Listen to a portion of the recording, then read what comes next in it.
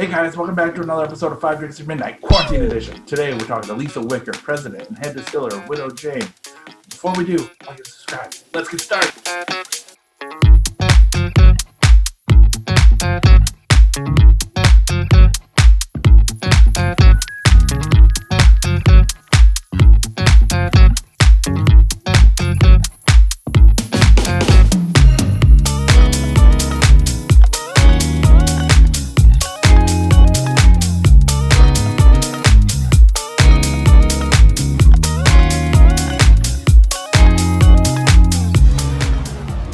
All right, Lisa Wicker, thank you so much for joining us. 5 Drinks or Midnight, 5 drinks, 5 questions, midnight, whatever comes first.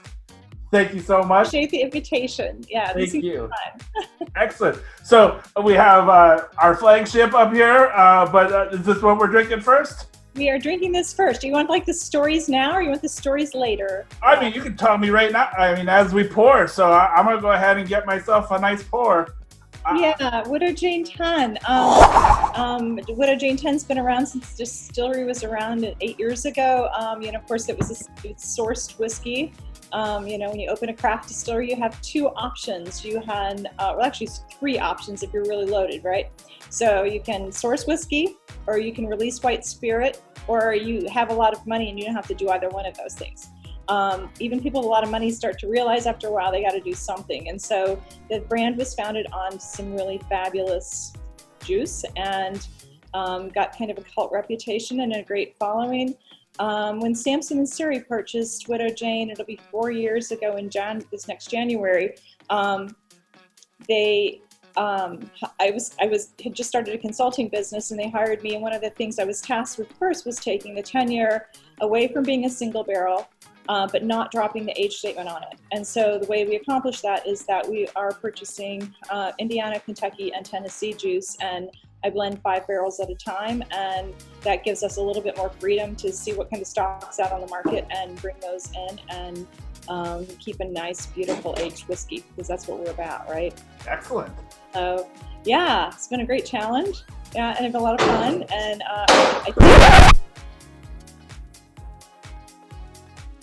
blended. Apparently, the director of operations is breaking the building right now. Something fell on the ground. Jillian, you okay? I hope everybody's okay. Gee. Yeah. So anyway, we don't even have the bottling team in today. There's always stuff going on, right?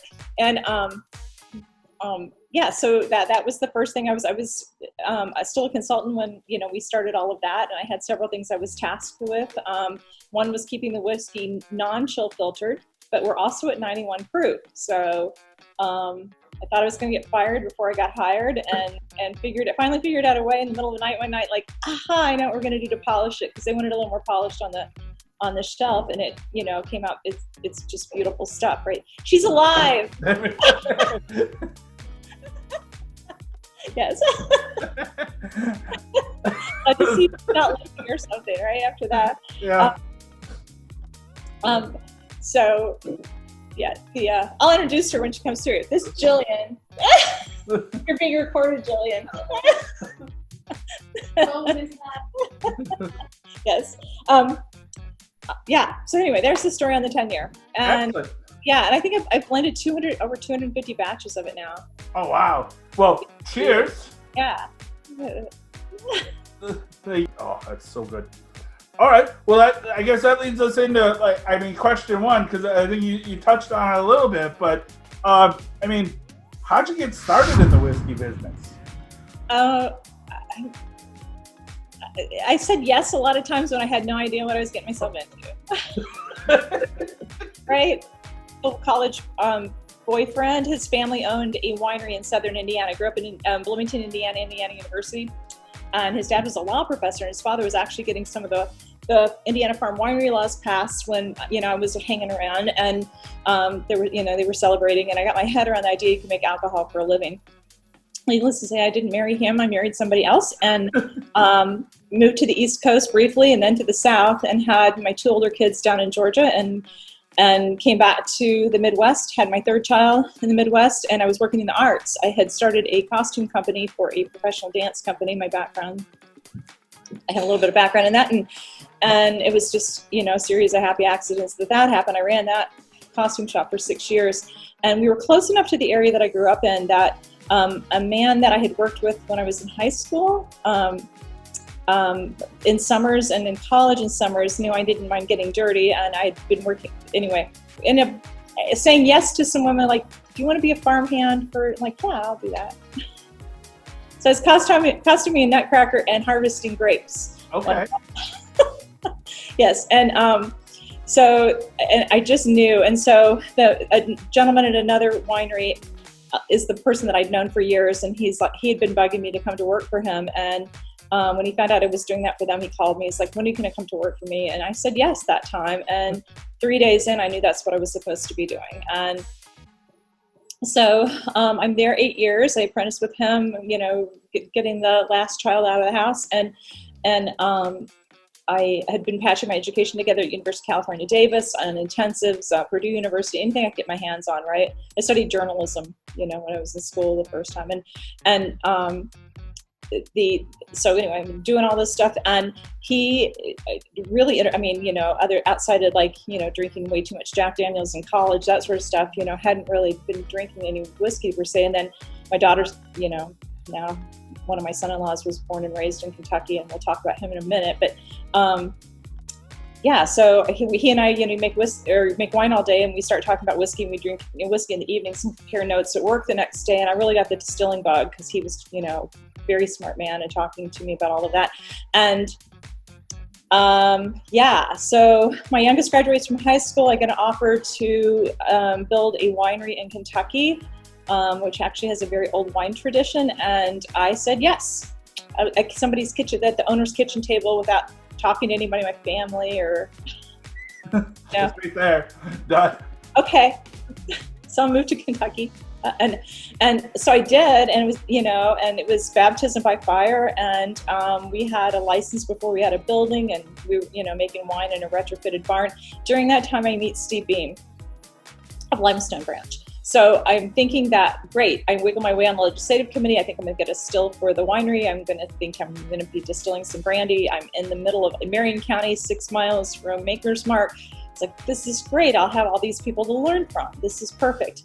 And during that time, the owners decided to go through a very spectacular divorce, the owners of the winery. And I saw the writing on the wall. I booked a ticket to California thinking, well, I'll go work a harvest in California. It was like in June, so I thought, well, if I'm going to do this, I've got to do it now so I can get hired for the fall. And Paul and Steve Beam, I'd been working with Steve in the evenings. We'd become friends, and I'd been working with him in the evenings for almost a year, maybe even longer. And they offered me a full-time position 24 hours after I resigned the winery. Oh, all right. And so I just got to go to California and drink rosé. It was great. Perfect. No much. That's terrible. So I came back and started up with them, and again, baptism by fire, 60 to 80 hour weeks. It was pretty grueling. I lost both my parents during that time, so it was. I look back on it, it's like, how the heck did that all come together? I have no idea. And yeah, but the opportunity was there. And I knew that, you know, as I said, with winemaking, I thought that's what I was supposed to do. And I started distilling. It's like everything. I wake up in the morning. I still do this. I still wake up in the morning and, like, it sounds like a joke, but I'm serious. Like, God, how did this, I don't know how this happened. And I don't know how I know to do this stuff. I don't know. Right. But it's like, but thank you. Let's get on with the day. Right. You know, There you go. That's amazing. Yeah. So, yeah. And so here I am, you know, and I, I was with Limestone Branch almost 3 years until Luxco purchased them, and I was the number 2 man and got fired during the acquisition. And then thought I was going to have to go back to winemaking, had an offer immediately from Palmetto out of South Carolina, and decided not to take that because I had too much to learn still into Kentucky. I was still too green to be able to be out on my own. And that was my opinion, right? And so I worked with them, and then Ted Huber of Starlight Distillery in Southern Indiana. I'd known him for years because he's a winemaker, and his family has been making brandy for forever. And he added a grain distillery, and found out I was on the market, and I'd known he and his wife for a long time. And they offered me a position there, and he was, had his head screwed on straight about all of it. He was growing heirloom corns, and it's like, what? I had another offer on the table from a very, very well-known craft distillery, and Ted knocked the offer out of the park, not necessarily monetarily, but with what I was going to be able to do, the creative freedom I was going to have. And so I thought I'd stay there forever because they're the nicest people that walk the face of the earth. And Drew Colesbean, the master distiller for Willett, took me aside at an event, a party in my kid's yard in Bardstown. It's a whole nother story there. And said, how about coming back to Bardstown? I'm like, what have you got? And he said, some people I know from the industry want to build the first craft distillery in Nelson County, and I think that maybe you're the right person for the project. And so I built that distillery, and thought I was staying on as distiller, and I have 2 words for that: tuition scandal. Oh.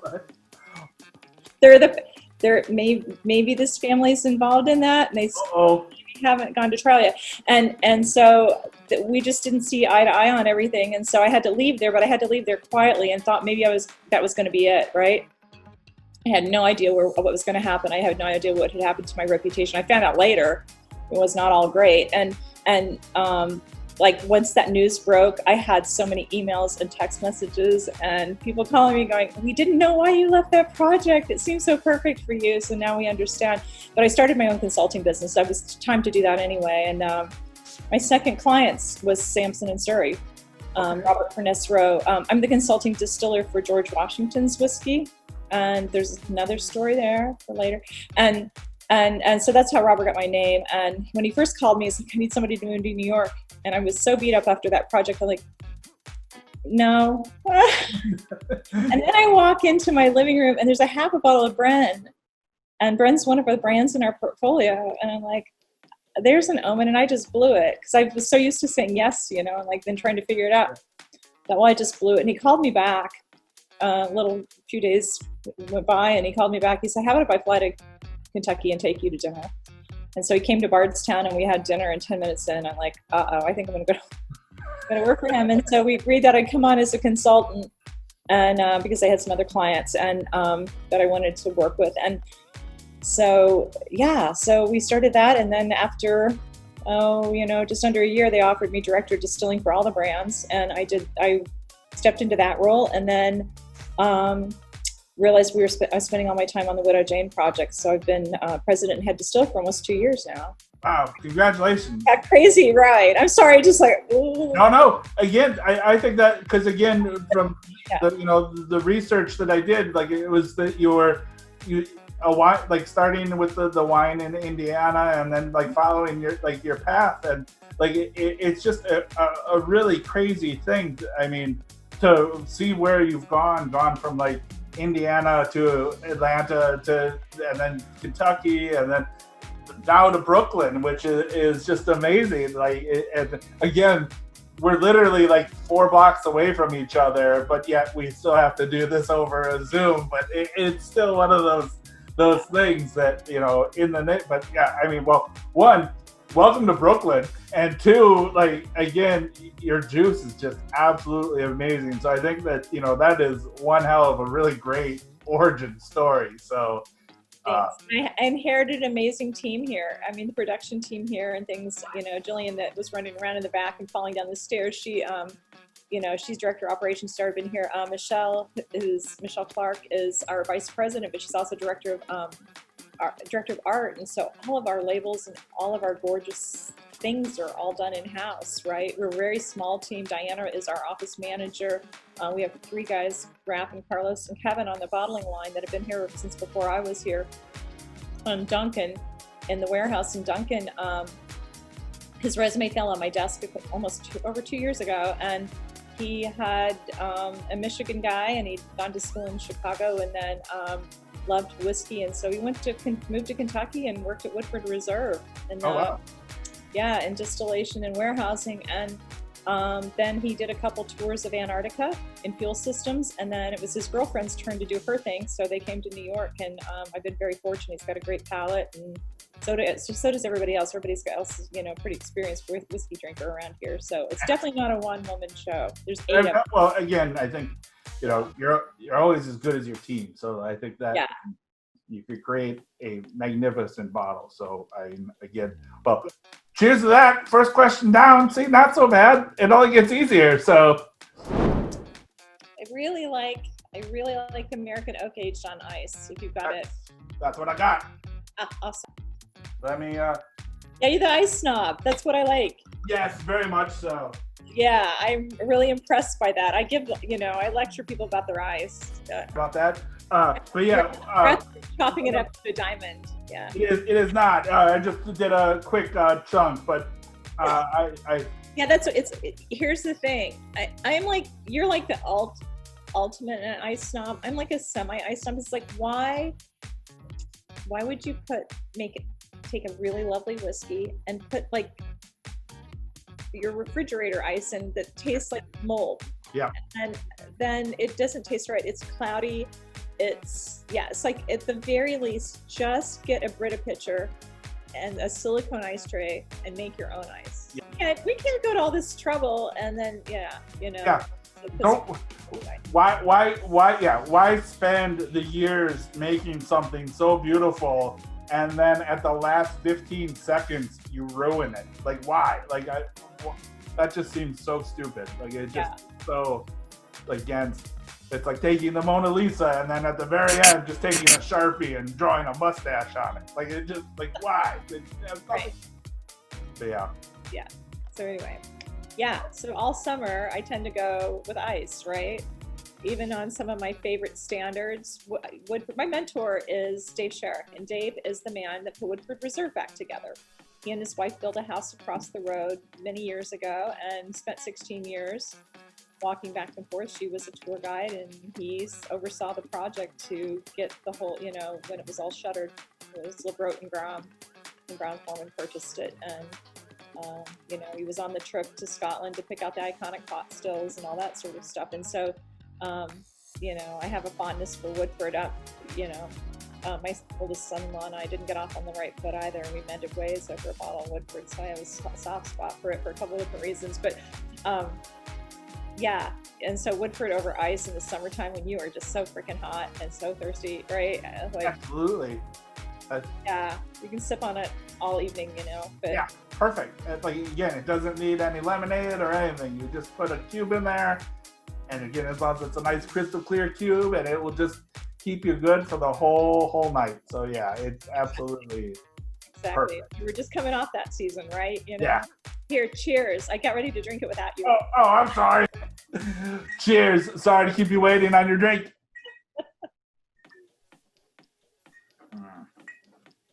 That's good. Yeah, the thing I discovered by accident with this on the rye on ice, it almost, especially in the summertime, almost has some lemon lime notes in it. I was going to say, I mean, that is very much like a little bit of a citrus punch to it. Like it literally is. Yeah. And it was just a happy accident. I forgot what I was doing. I thought, I'm gonna pour that with that ice instead of because I've been used to drinking it neat, right? Or when you're blending it. The man that trained me to make wine, he gave me the best advice of my whole career, and he's like, don't just drink your own juice, you're going to start to like it. That's good advice. And you got to stay objective, and you got to remember that there's you just can't get house palate. But best advice I was ever given, right? And recently I told my boss something like, oh yeah, I really like this. He goes, oh my God, you never say that. Because you're always, always so critical of your own work, right? And what advice would you give? Somebody starting out in the business? Oh my gosh, get used to cleaning. Yeah, I know it sounds not very sexy, but I always tell people it's 85% cleaning and 15% of the other stuff, and even the 15% of the other stuff may not be all the fun stuff. And it's part of your routine too. So there's days that you're tired and you don't want to do it. I'm not hands-on like that so much anymore. It was nice to, I sprayed a tank out last night. It was the first time in a while, and there's still something that is, that's who I am, right? And but you have to remember that people see you sipping whiskey at Whiskey Fest, and you have on maybe a nice outfit, and you've combed your hair, and And so they think this is your life. There's a meme that goes around from distillers. It's hilarious. It's like 5 different frames. It's like what my friends think I do. And they show you like, like some really gorgeous cocktail hour, black tie thing or something like that. It's like what my mother thinks I do. And it's somebody that's intoxicated laying in the gutter, and then like a couple other ones. And the other one is like what I really do. And the guy's standing there and it's dark outside. And he's got a squeegee. And like, that's the most accurate, right? So you got to stay flexible too. The people that I do know that, leave the industry, they don't realize that, fermentation doesn't know that it's Saturday morning and not Tuesday afternoon. Right. So there's things that happen that, you have to take care of in real time. And, sometimes you make those difficult decisions and, just, I guess, keep it real, maybe, I don't know. All right. No, I think that's great advice. I think that I mean, out of anything, I think you kind of nailed it, is that you're never above your position. Like you just said, you were squeegeeing out a tank. So like I would never tell someone to do a job that I'm not willing to do. So I tell people that there's not anything I'm going to ask you to do here that if I'm asking you to do is either something I've already done or something I would be willing to do, including cleaning the bathrooms, right? Craft distillery, and I was at a farm winery for years, and it's all hands on deck. Well, that's question 2. So perfect. I mean, we're flying through. It's only like 4:30, and we still got like 8 hours to go yet. So should we move on to question 3? Yes. All right. What are we drinking? Oh, well, let's drink a little bit more of the American oak, and then we'll go to oak and apple with the decadence. That's perfect. Those are very seasonal. And I watched the whole thing with the whole seasonal stuff, so that was great. I mean, you don't need to twist my arm on another pour, so I'm down. All right, so then on to question 3. Sure, that's in there nice. I mean, again, to see, which is what you kind of talked about just a little bit ago, seeing the back table in your home office and everything. I mean, being the president, head distiller, master blender, consultant for multiple brands. One, I guess, when do you sleep? And 2, what's a day in the life of Lisa Wicker? I mean, like, pre-COVID or COVID? I mean, both. Yeah, it was crazy. I mean, with COVID, in a nutshell, like with COVID hitting, I was supposed to be in 7 cities in March. We distill at Mount Vernon in March and in November, so that's just 2 months a year, right? And I go in and out there. It's one of the things as a consultant that your goal is to teach everyone there to not need you anymore. And then the first thing that happens is when you realize they don't need you anymore, it's like, oh, but I want to go back. And then so, I mean, the door is always open and I could stay the whole month if I want to, but, and they understand what I do because I volunteer my time there as a consultant. So I don't, they know sometimes I'm going to be on the phone, major part of the day, but I'm there to oversee. I'm always there for the finish runs. Except for with COVID. And I told them, I said, you guys have this, right? I tell them that I want to be there. So they think I need to be there. I'm like, no, I don't. You guys have got, they've gotten so sophisticated. I took that position over from Dave Pickerel 4.5 years ago. And it's been really rewarding, right? And was able to put my own signature on it. And, God rest his soul, right? And my Pickerel story is, at first when he passed, I'm like, oh my gosh, I hate that I challenged him the way I did the last time. It wasn't the last time I saw him. We spoke together. We were like on some panel or something together, like in the spring, in April.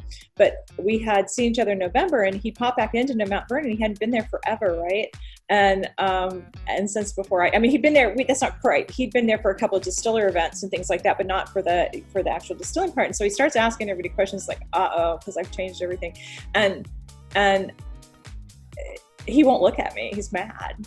And he won't look at me. He goes, you've come a hell of a long way since I first met you. But he's not looking at me like I'm over here, right? And I'm not backing down, right? I'm not backing down. like, no, this is the way we're going to finish this up. So finally, and so the poor Steve Bayshore, he's like director of trades. He's like between the 2 consultants, right? He's like, right. And So finally, it was decided that Pickerel's like, we'll do it my way one day, and then we'll do it Lisa's way the second day. Like, yeah. So first I was like, oh my gosh, I'm so sorry that, we were butting heads the last time I saw him. I'm like, no, it really was like a perfect day and a day of distilling in a way, It's like we were both convicted in the way that we do things, and we weren't, no one was disrespectful or anything, and it was just, and later I thought, I hope he enjoyed that as much as I did. The stories that I've heard from him is basically, I'm sure the challenge was greatly appreciated, even if it wasn't maybe in that time, but it sounds very much that. I'm going to twist it, he's not here to defend himself, but I'm going to twist it into a compliment, because when he said, you've come a hell of a long way since I first met you, I'm like, yeah, because there's no way I would have stood up to you, right? 10 years ago. Yeah. Cheers to that. Yeah, absolutely. Yeah. And, he left quite the legacy, right? Yeah, definitely. I mean, with Whistle Pig, and even in Blackened, and like that whole thing, and like just. Absolutely. There is a giant hole in the whiskey world because of his past. Yeah, there's just not another personality like him, and so when you do go to these things, he's just always, the command of the room, We can go to Applewood and eat next. All right, excellent. It's the fall. You can drink this stuff all year round, but this stuff is like made for the fall and the winter. Right. So people that love apple brandy love it. With Widow Jane, I'm not on the road a lot, like to actually go into bars and things. And this time last year, I actually took a few days and had the luxury of going into some bars in Maryland and Baltimore and some in Delaware, and it was this time of year, it's like they're all like, oh my gosh, we're using this for our fall cocktail program. People that like hard cider. I've been, what I like to do with this in the fall and the winter, the last couple of years, I like to turn this into a fall Boilermaker and do this and hard cider. Okay. It's delicious, right? And but like I said, this is a great base for any kind of fall or winter cocktail. But I, like everything, I like to sip it neat. And I changed the program on this. There's some older bottles that I think most of them have been purchased at this point in time. But they used to vat this before I got here, and now I'm blending this 5 barrels at a time as well. Wow. Cheers. So cheers. So question 4. Where do you see Widow Jane going in the future? With a lot of okay, so I'm going to give you an idea, right, of where I think it's going to go. Understanding that, we're open to everything that's happening. In addition to being here, we're going to expand, right? We won't expand in this space. We have a new space. We had to put that project on hold for 12 to 18 months after talking to the architects and the engineers. The first few weeks of COVID, we were going to start that project April 1st. We had the plans done and the engineering finished, and we were ready to go. And the code consultant, who was amazing, right? And then our code person for Brooklyn, they started working from home, and they shifted everybody's duties, right? And all of a sudden we're getting different things than we've had for a year. It's like, uh-oh. And so, it was kind of a collective uh-oh. Like, we probably be better wait, because anything that we decide to go forward, we're probably going to spin our wheels a little bit, and it's better maybe to just wait this out. And then because we've got all this planning finished. And so, anyway, we will be expanding here on the waterfront in Brooklyn. But in the meantime, because we can't put all the juice down here in this facility that we need to, my boss paid for me to do a takeover at Castle and Key in Kentucky.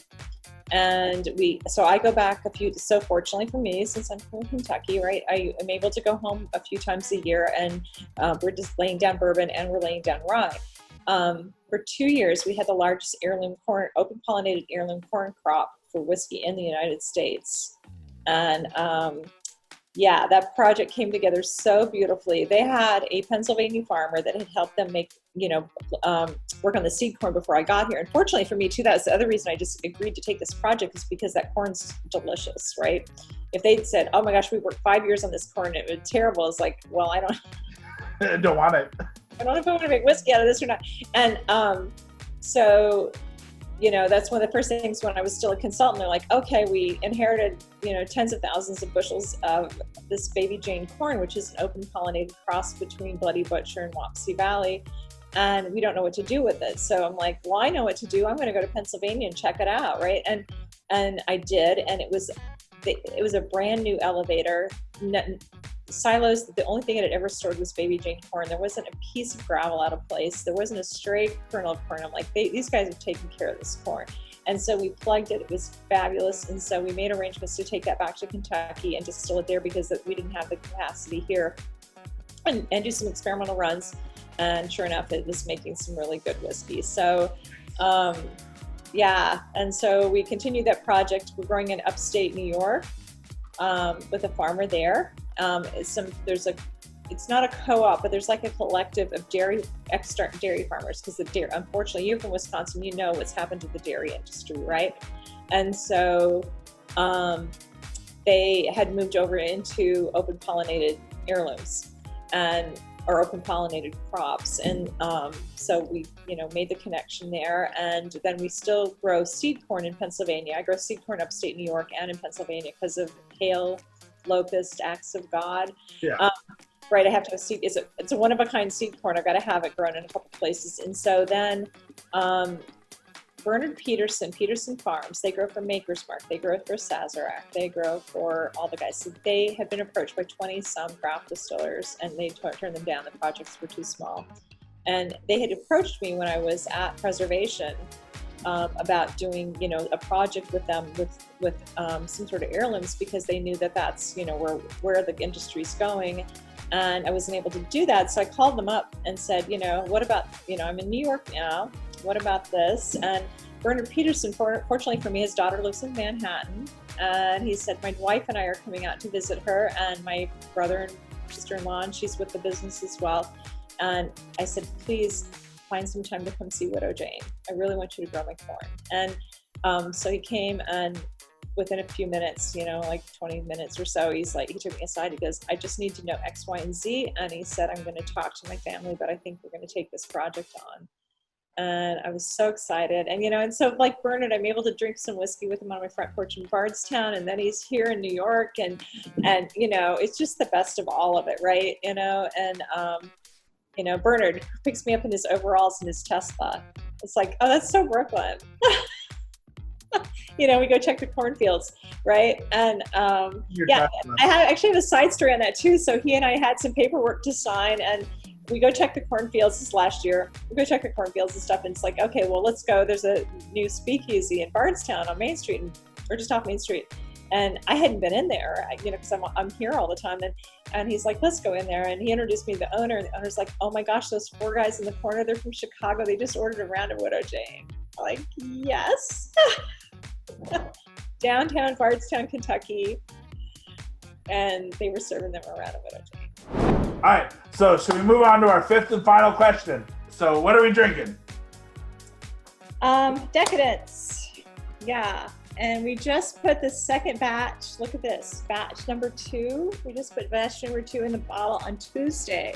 Oh. So it's a little time in the bottle. One of the things I learned by accident, moving from wine to whiskey, was that whiskey bottle shocks just like wine does. And that was my biggest surprise, because wine, we all know this, especially in white wines, right? That it can go into the bottle and you can blend and blend and blend, and you put it in, and then it comes out, and we all seen the cheesy movie Bottle Shock, right? Right. Which is actually a real story, a true story. And scientists have never spent any time really just like studying bottle shock, because it corrects itself. It's not like a thing that's like, let's study this so we can fix it. It's like, well, it fixes itself. We just have to wait on it. And that's one of the things that surprised me the most about spirits, was like, oh my gosh, whiskey bottle shock. Whiskey can get cork taint, and whiskey can bottle shock.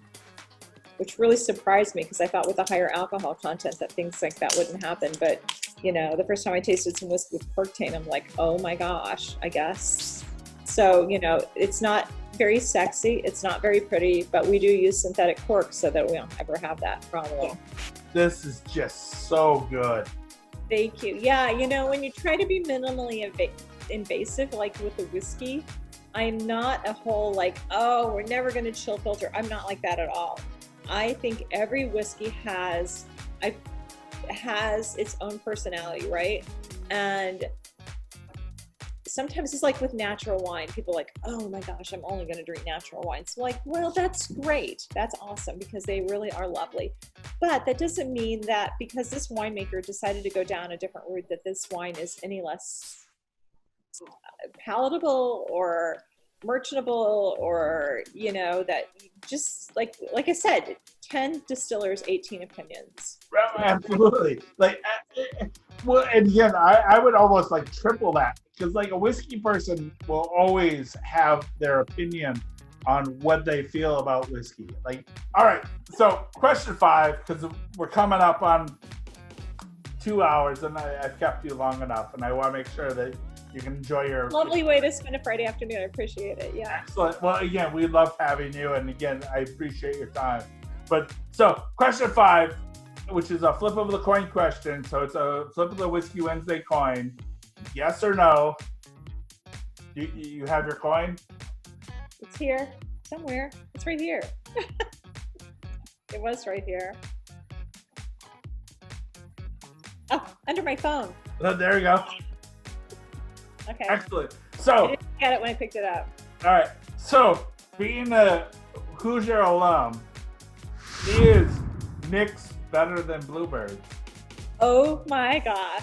Okay. Both of my sisters met their husbands, both named Mike. One of them was a bartender at the Bluebird. They met both their husbands at the Bluebird. I have to say Nick's. Because that's where I spend all the time. We let the coin decide. So you can flip it, you can spin it, you can do whatever you want, but like. Okay. All right. I'm going to put it behind me on the chair because I haven't looked at it, right? Fuck no. Fuck no. Yes. That's awesome. I can't wait to tell my sisters. So, Lisa, thank you so much for joining us. 5 drinks through midnight, 5 questions down, not even close to midnight. Thank you so much. Absolutely.